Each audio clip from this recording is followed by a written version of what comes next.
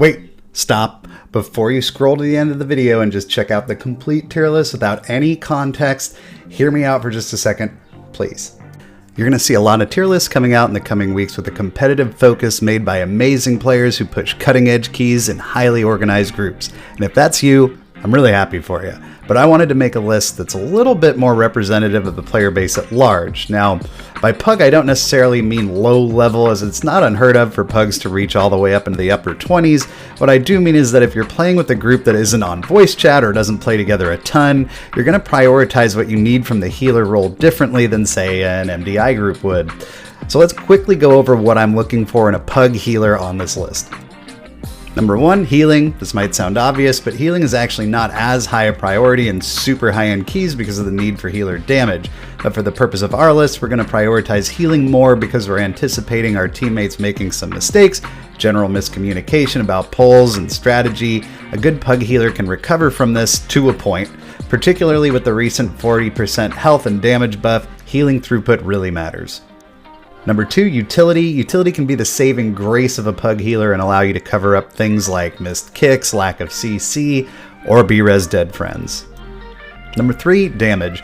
While at many levels of pug keys, healer damage won't really matter too much. Once you get into the higher end content, it will start to become a little more important. Being able to put out at least some DPS can help make up for a lackluster DPS in the group, and the faster things die, the less surviving everyone needs to do. So although we won't be prioritizing damage as highly as a top-end key pusher, we aren't going to discount it either. Number 4 is going to be ease of play. Yeah, I am going to consider this a bit on the list. In Season 1 of a new expansion, you've got to learn an entirely new dungeon pool, and playing a super complex spec on top of that is not always easy. So we'll at least slightly consider how hard or easy the spec is to play overall. Let's start things off with our newest addition to the healing bunch, Preservation Evoker. From a pure healing throughput sense, Preservation can pump hard in 5-mans, especially in bursty AoE damage situations, which is something we see a lot in the current dungeon pool. From the standpoint of a single target healer, it's a little less strong, with Verdant Embrace being dangerous to use at times and having to fall back on Echoes and Living Flames after that. It's got an awesome set of healing cooldown with Rewind basically giving you a redo on any mechanic you'd like, and the burst healing potential of Stasis. Since the 40% health and damage buff or healing nerf or whatever you want to call it, Preservation only feels better, as it's just a spec that can keep the consistent throughput pumping. From the utility point of view, Preservation can also be pretty strong. You've got group-wide damage reduction with Zephyr, AoE disrupt with Tail Swipe, a knockback, a practical kick, and Bloodlust. As far as damage goes, Preservation can absolutely pump AoE with Fire Breath, Cleaving, Living Flame, and Deep Breath, which is also an extremely simple rotation that anyone should be able to pull off. They also benefit from the fact that their Flame Breath heals as well. Ironically enough, although it's been labeled as an advanced spec, I actually think Evoker is quite easy to pick up, and my only real concern with Preservation is still the range limitation, which I don't see as a deal breaker, but on some bosses in particular, you might require a little extra of awareness from your teammates, which is not a pug-friendly idea. Because of that, the fact that we just haven't seen it in action yet, I'm going to put Preservation as a second-placed healer in the S tier. Let's get into the priest specs. Holy Priest has endured a series of nerfs to both its healing and damage, and the 40% healing nerf did seem to also have an adverse effect on the way the spec plays, because for the first time in quite a while, it seems like Holy Priest heals don't just top everyone off to 100% instantly. I know, shocking. I do still think that the healing profile of Holy Priest with chunky single target heals, as well as both Guardian Spirit and Power Word Life, to use as tools to bring people back from the brink of death, make it a really solid M+ healer when it comes to pug scenarios. It's no secret that the priest specs lack generally in utility.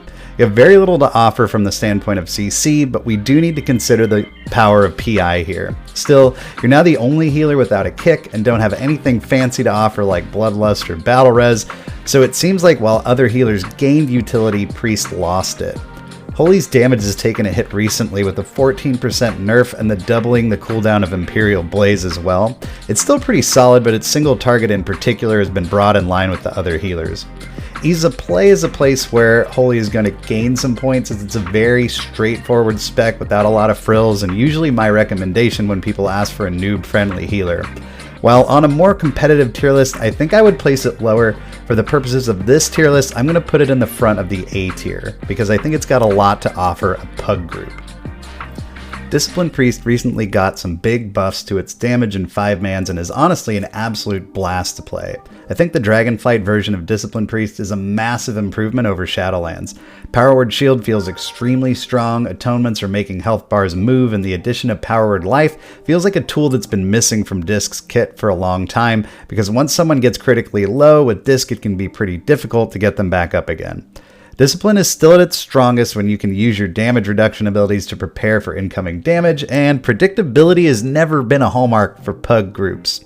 Not much to say about utility for Disc, as it's essentially the same as Holy Priest, so let's get on to damage. The 30% increase in damage provided by the Sins of the Many change is fantastic for Disc Priest, and it seems like Blizzard has finally found a way to separate Disc's raid damage from its 5-man damage and help balance it for both. All things considered, I'd say the damage is pretty close to Holy Priest, and you're obviously going to spend a lot of globals doing DPS no matter what because of the nature of atonement healing. Ease of play is where Discipline is going to drop a bit. It's always been a tough spec to learn, and while I think the Dragonflight version of it is actually much easier than past versions, it's still a fairly unforgiving spec. That, along with the overall playstyle being a bit unfriendly for pugs, we're going to place Disc at the back end of the A tier. Okay, Resto Druid time. I'd argue that Resto Druid is the most well-rounded healer of the bunch. It's got great tools for both single target and AoE healing, some really impactful cooldowns like Flourish, Tree of Life, and Tranquility, external damage reduction with Iron Bark. I don't know if it's the nature of heal over time healing or just tuning, but I noticed the 40% healing nerf much less on Druid than most other specs. I just always felt like I had what I needed on Resto Druid regardless of the situation when it came to healing. Now, utility is interesting when it comes to Resto Druid because it's easy to say, oh my gosh, they have so much Incap, Roar, Soothe, Typhoon, Vortex, etc. But the reality is you can't realistically talent into all that stuff without losing some really big capstones, but still, you're going to generally be having Incap, Roar, and Vortex, and of course a B-Res, depending on your build, maybe a kick, but it will require bear or cat form. You have a load of defensive options as well, like thick hide and matted fur, so the only problem here is you won't have enough points for everything and you'll need to decide what's most important to you. Personally, I decided to forego the kick and run a more defensive build, and that worked pretty well for me. Druid is also very well rounded on the damage front, with good AoE damage coming from Sunfire and Swipe, things like Nature's Vigilant, Protector of the Pack, as well as Cat Form to up their single target DPS. From a difficulty standpoint, I'd say Druid is sort of medium easy, as it's pretty easy to get the hang of, but it does take some time to get the details down, and overall, Druid is just super solid in all respects and earns a spot for me at the front of the S tier. Holy Paladin retains a lot of the classic things that has made it always a pretty good M+ healer. A versatile healing kit with great cooldowns and a load of utility and survivability and solid passive damage. While Paladin's healing didn't feel as strong as Druid and Evoker, it was another spec where I felt I usually had what I needed to get the job done regardless of the situation. And unlike Mistweaver Monk, I didn't feel like having to run out of melee momentarily was the end of the world. I know a lot of Paladins were not initially super thrilled with the talent tree and the caster versus melee playstyle, but coming in as someone who didn't play a ton of Paladin in Shadowlands, I felt like the spec was really fluid and enjoyable. Paladin still excels at utility with things like Bop, Sacrifice, newly added B-Res, and Blessing of Seasons rolling over from Shadowlands. You've also got a kick on a nice short CD and personal immunity to help yourself out by cheesing some mechanics. Group-wide damage reduction feels great in M+, particularly after the 40% healing nerfs as well, and I think Paladin is just in a great place in regards to utility. From a damage perspective, Paladin is pretty much middle of the pack, but your Consecration, Judgment, and Crusader Strikes will keep the damage flowing in as you build up Holy Power and melee range. From a difficulty perspective, I'd put Paladin toward the more difficult end of the spectrum compared to most healers, and I do feel that melee healing in general is harder to do while you're learning new mechanics, so for the sake of a PUG tier list, I'm going to put this ever so slightly behind Holy Priest, even if it might have a bit of a higher ceiling. Next up comes Resto Shaman. Resto Shaman has seen some big damage buffs over the last week or so, but unfortunately, the problem with Shaman is a little deeper than aura buffs. From a healing standpoint, Shaman gets the job done with a solid kit that feels like a very stock healer. You've got your damage over time spell, your direct heals, and your AoE heals. In Dragonflight, Shaman has a number of potent healing cooldowns, and from a throughput sense is solid enough. It's just lacking that big oomph that we see from many of our higher tier specs, and it doesn't make up for it in any other area. From a utility standpoint, Shaman still has a solid kit of totems and abilities that cover most situations, ranging from AoE stuns, purge, bloodlust, and a kick on a low cooldown, but with Evokers joining the fray with their bloodlust and many other healers gaining kicks, as well as the talent tree possibly veering you away from things like Tremor Totem, it feels like Resto Shaman has lost ground in the utility department rather than gained it. Damage is where Shaman really lacks, and despite large buffs, the problem is really that Shaman deals no damage passively. Shaman damage is tied to long cast times, making the DPS hard to get out, and the loss of Vesper Totem is still felt really badly, as Acid Rain is just a joke of a substitute, both from a damage and fun perspective.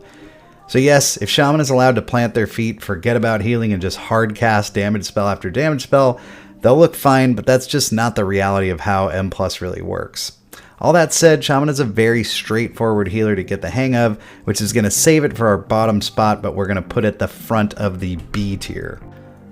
This last one makes me a little bit sorry to say, but in my final spot is Mistweaver Monk. How did we end up here again? The spec looked so promising at the beginning of Dragonflight beta because of the fun of fist weaving, but as the beta went on, it became obvious that it was falling behind many of the other healers, especially as throughput became more and more a focus of M+.